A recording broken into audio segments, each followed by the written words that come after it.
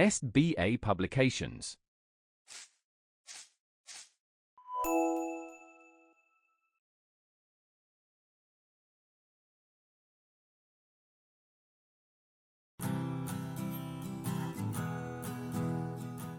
Hello my dear students, how are you all?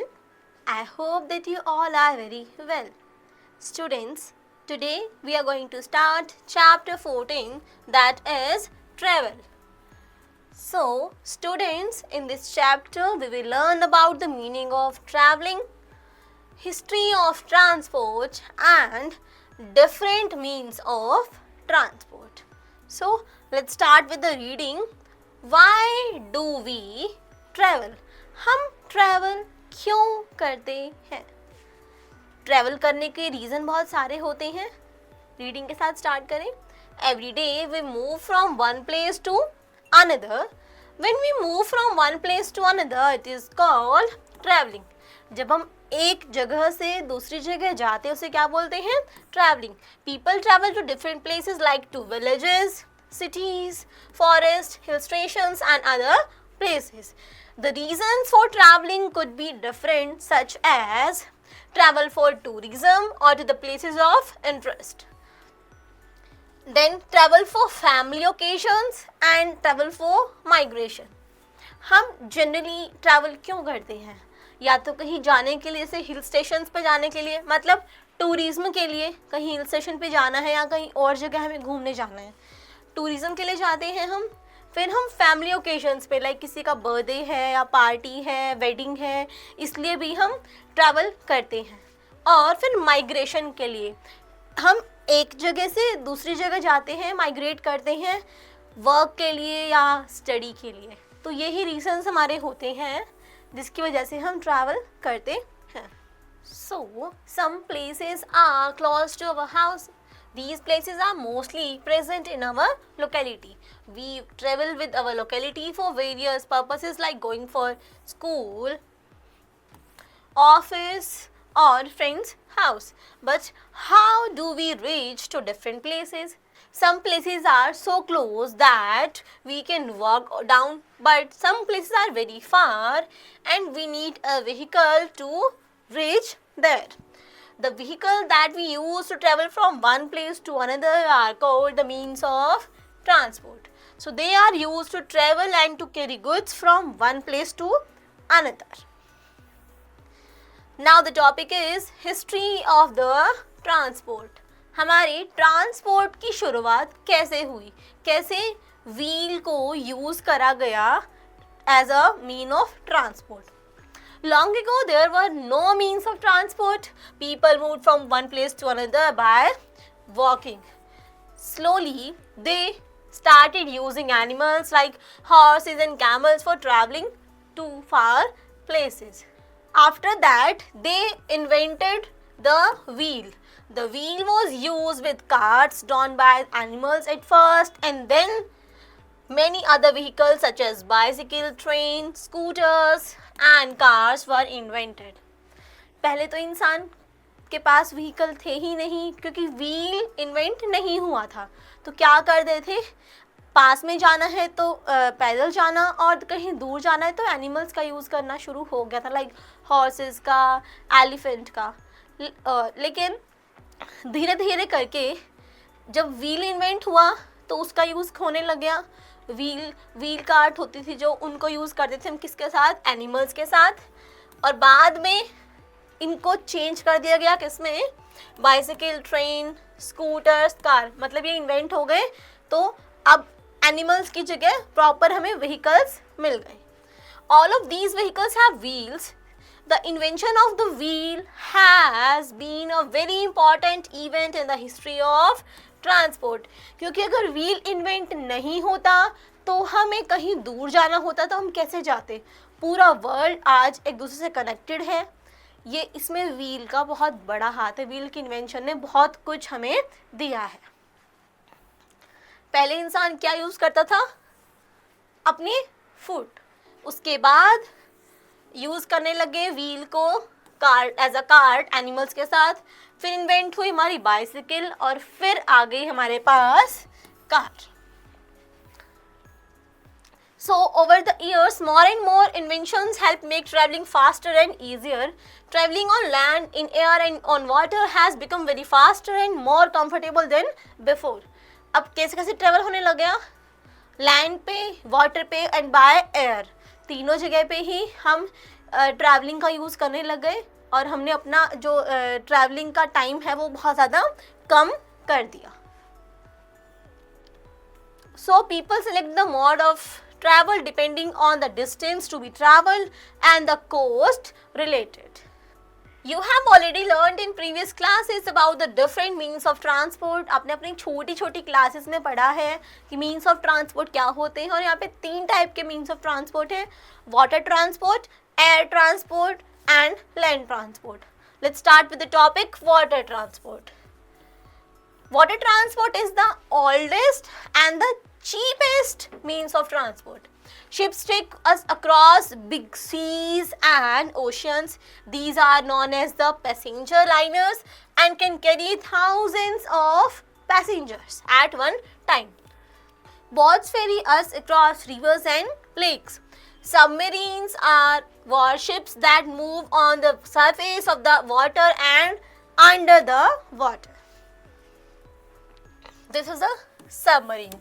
इसमें एक साथ बहुत सारे लोग आ सकते हैं, हजारों लोग भी साथ में बैठ सकते हैं. तो जो जो वाटर ट्रांसपोर्ट है वो चीपेस्ट भी है और एक साथ बहुत ज़्यादा लोगों को भी ले जा सकता है और सबसे ओल्डेस्ट मेथड है, ओल्डेस्ट वे है हमारा ट्रांसपोर्ट का. Now we have air transport. Air transport is the fastest means of traveling. An aeroplane can fly around the world in a very short time period. हमें अगर किसी एक continent से दूसरी कॉन्टिनेंट में जाना हो, सबसे फास्टेस्ट वे कौन सा होगा हमारे पास? Air transport. हम किसका यूज़ कर सकते हैं? हम प्लेन का यूज़ कर सकते हैं. So it can carry hundred of people.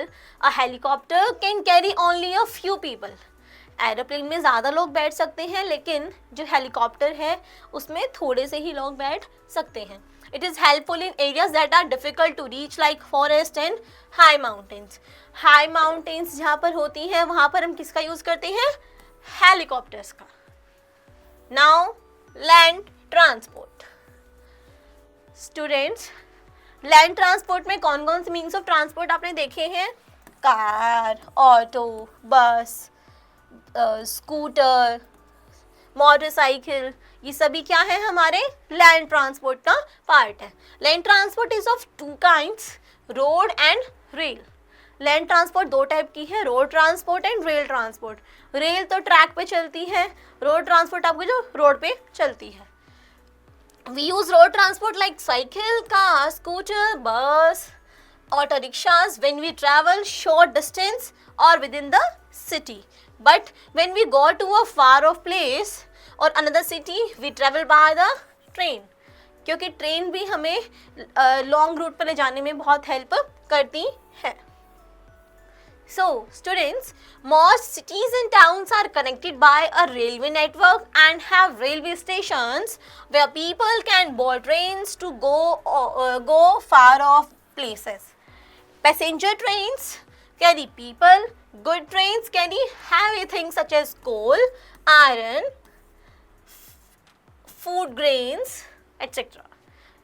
2 type की ट्रेन हैं. कौन कौन सी हैं?